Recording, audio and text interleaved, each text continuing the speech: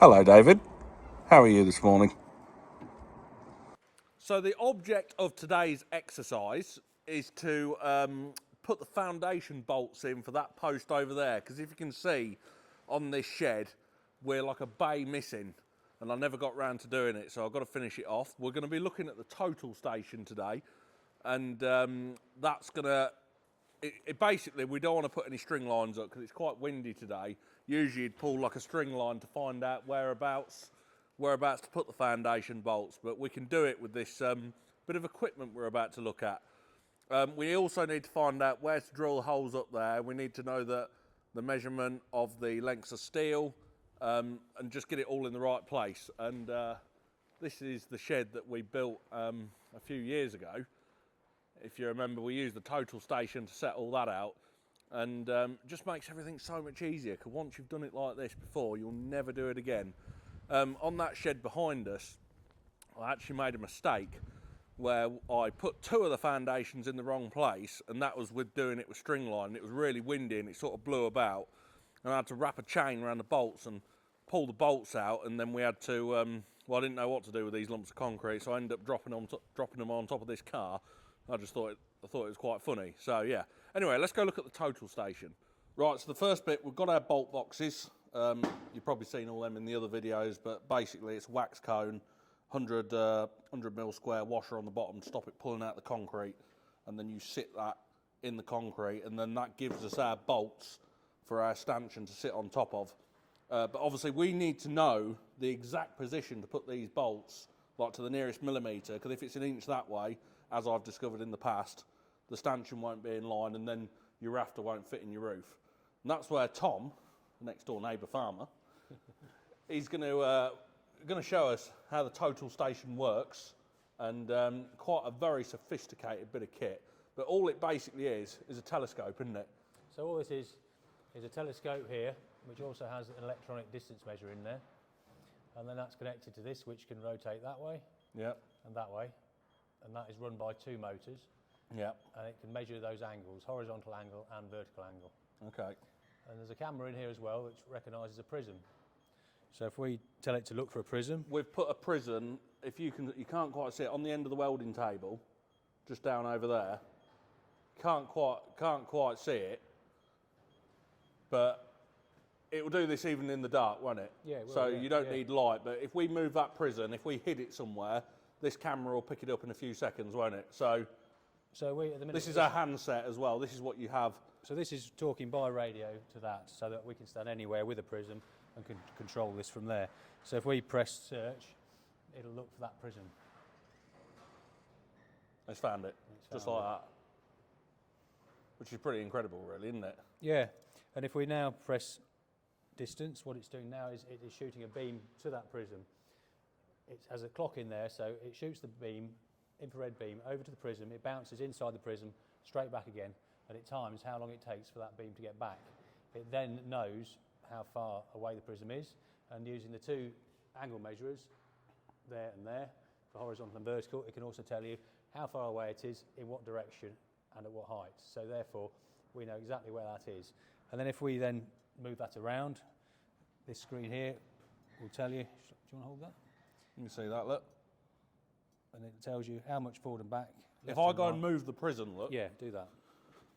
So basically, this prism will sit on top of the bolts.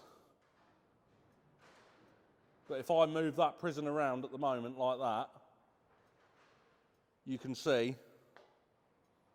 And so what we'll be doing is moving that prism around and the bolts at the same time, and we'll keep going until we get that bang on in the middle, and then we check our forward and back, left and right, up and down to make sure we get that bolt box in exactly the right position, exactly the right height. So this is much easier than using string lines, and also as well, it doesn't matter if it's windy either, does it? No, that's it, no. As long as it doesn't blow that over. No, which I don't think is going to happen. Hopefully not today. So that's how we basically measure to put the bolt boxes in. And then the next thing we'll want to do, we're doing all this without using any tape measures or having to go up and measure all the rafters, because we need the rafter size in the roof, because I know that building over there is slightly, it's not unsquare, but it's like 15 mil out, I think, or 20 mil out, or whatever it was. So we need to compensate for that. So we're going to measure the rafters, and we can do that Because this has got a built-in laser on it, isn't it? Yeah, so not only does it shoot and measure distances off prisms, it can also do it off hard, smooth surfaces. You can see it up there. Look, I don't know if you can quite see that laser pointed right up on that rafter. So the theory is you can either look through the telescope, but if you're in a building and you're looking up into the rafters and you need to shoot positions off the rafter, you can just go along the rafter and each 2 or 3 places along it, shoot a point, and then you can go to your columns and shoot a point on each column. We're creating like a drawing, aren't we? Yes. Like by putting it all together. Yeah, so then we know where the posts are, the angles of the rafters, the height of the rafters. So if you were saying, for example, you want to put 3 bays on a building, you could just survey 1 truss, 1 set of posts, and then away you go. You'd be able to do the fab drawings to extend your building onwards then. You can use these for all sorts of different things. You'll probably usually see them on the end of bulldozers. They'll have the 2 domes on the end of the blade, and they're for trimming up, getting like the stone to the nearest, because it's very, very accurate, isn't it? Yeah, so if you had a dozer working in a building, in a big warehouse, and they're trimming up stone, obviously GPS is no good because it's under the roof. Then they set, instead of 2 mushrooms, you have 2 prisms similar to the ones we just looked at, 1 on each end of the blade, and then these things will operate basically the same way as a GPS-controlled dozer. It would be a total station-controlled dozer. And this is good for about 1 kilometre, isn't it? Yeah, it is. Yeah. So also as well, this through here, you can look through this and aim it at things, because I just pointed it at the lathe chuck a minute ago, and you can see you can actually do it sort of manually as well, can't you? Yeah. They also have extremely accurate versions of these. It looks just the same, but they're slightly more precise inside. And they use them, if you go anywhere near a dam, you'll see, they call them trig points, but basically they're a block of concrete with that part set permanently. So they'll just put it on so they don't have to set the stand up? Yeah, check the dams aren't moving. And also, until recently, they were using them in London for when they were tunnelling under the buildings. They had these set up on the side of existing buildings, checking the buildings when they moved and went back again as they tunnel underneath London. Basically, if you can measure something, this thing will do it, won't it? Yeah. So I just want to try and hide that prison somewhere and see if it picks it up as well. Yeah. This prison, you'll see, that's what it is basically. Bouncing it back to that. Let's put it just there like that. And let's go and stand. Right, press search now.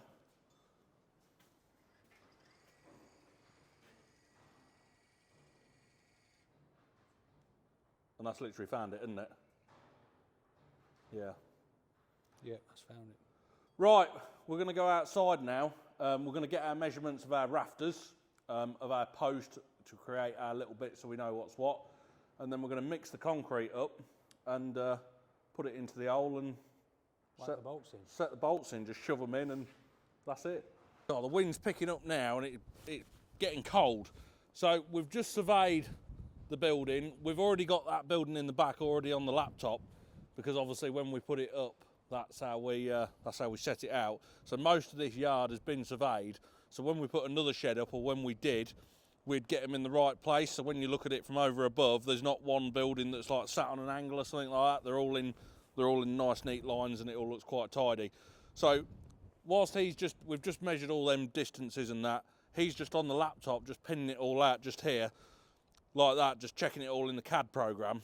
And we're going to fill this hole full of concrete whilst he's doing that, because what I usually do is when the concrete lorry comes to do like a big pour, I'd go around filling all the holes up with a laser level and lasering them all to the right height, so it's one less thing he has to do, and then we'll come around and just put all the bolts in.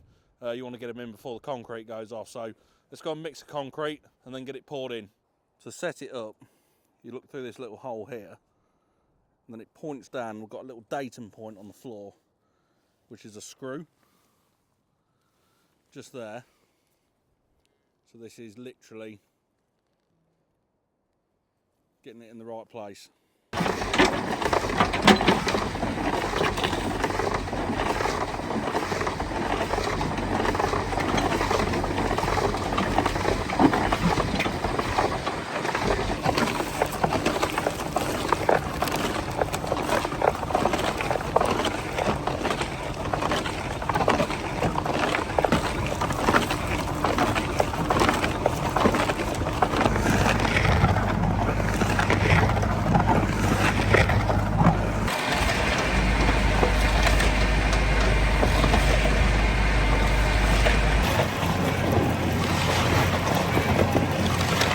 just putting the water in now. Not coming out very fast. There should be a bit more water with it, really. Never mind, it's only one hole. What are you doing? You literally can't leave it alone. Don't go in the concrete. You don't need to go in the concrete. Just leave the concrete alone, okay? I've got to apologise about the cat. It's health and safety. Yeah. I don't know what it's doing now. So, we've just marked out the stanchions and everything with this little device here. This is a prison that you just hold on the side of the stanchion. It picks it up, basically. And you've just been in and drawn it out on CAD, haven't you? Yep. So we've now got the rafter length, Yep. angle. And we've got to have a longer post here because the ground's lower. Yeah, that's one thing I've got to take into consideration. There's a few things. This post here is lower in the ground than all the rest. And then also as well, is that picking it up? Oh, it's picked you up. We've got a prison on the end of this stick here. I'm in charge of the shovel, which is my favourite job. What we're doing, getting the height. We're going to get the position of one of these two holes. So in the centre of this bolt box, we've drilled a little hole that this stick will just sort of go in the middle, so it will pinpoint the position of the bolt boxes. Cool, that's rare stuff, isn't it? It's probably not the best concrete I've ever mixed. It's probably the worst concrete I've ever. It was a bit of a rush job. Cool, bloody hell, it's got a bit of suck to it. That's good. Yeah, good for when it's in the right place. And then when we've got the height of this, we'll be able to work out how high the stanchion needs to be, and then I'll get it obviously, get it all set, well, ring Newark steel up, and they'll just cut it to length, so it doesn't really matter what position we put these in, does it? Not level, no. Normally we'd be checking the level as well. You always want them low with plenty of threads. Yeah. You don't ever. We've got to allow as well, because under here we'll have a 20mm packer, and then we've got the thickness of the steel plate that's going to be welded on the bottom of the stanchion, and then we've got to allow as well for the plates that are welded on the ends of the rafter. So we've got all that to take into consideration as well. But no job too big for you, is it? If we get it wrong, don't put it on the next video. No. Well, just here, there's a little, what are they called? You know, with a bubble in it. The spirit level bubble, so we get it dead upright like that. What do you do? Measure the outsides, then measure the middle? You've got to measure both. No, the middle's irrelevant. You need these two. Okay. Otherwise you've only got a position and not twist. Oh yeah, you need to do the twist. You've got to do two to get the twist right. Yeah, okay. If you did the middle, you'd just end up with it in the right place in the middle. And then we'll figure the height out when you got it in that position, will we? Yeah. Is these 18mm ply, isn't it? Yeah, it is, yeah. How much did you say? 80? 18mm. No, it's 18, yeah, sorry. Yeah, so it's near enough the same as what your Don't want to back get will that be. wrong, or else the post won't be long enough, will it? You'll have a gutter with a good fall on it, won't you? Yeah, we would, yeah. Look a mess. Yeah. It could still happen. How close you got it? This is when I get a bit obsessive. Do you? Still So what are we, to the closest millimetre? Which is within about 3 or 4 mil now. Which, bearing in mind you've got those big cones, so we've squared it to one side and done a best fit down the other side. I think your holes are out, Jamie. Blame your hole. That's near enough, I think. And just like that, that's that done. No string, no tape measure. I don't think the string line would have worked very well today, would it? No. Yeah, it's Big banana shed. Right, keep getting a few gusts of wind through here at times. That's it. Job done. So apart from being the worst concrete in the world, that is pretty much it. We've just surveyed. There's a post just there. We surveyed that one, and we surveyed that one there. We've surveyed all of them, and we measured from there, and then we've also measured from the top of that post there as well, and then that will give us our length of steel, and also measuring all them, we know the rafter, and I already know it's a 10 degrees roof as well. So that's how we've done that. So I'm going to go and order the steel now, and we're going to weld it all up in a video next year, and hopefully it'll fit up, and we'll drill all the holes as well, because we'll show you how to measure all them out. Thank you very much for watching. Hope you've enjoyed that with the total station, and thanks to Tom for coming to set the bolts out and doing everything. You know, it's he reckons it's not too hard to use, but I still can't quite get my head around it that well. But anyway, see you all soon.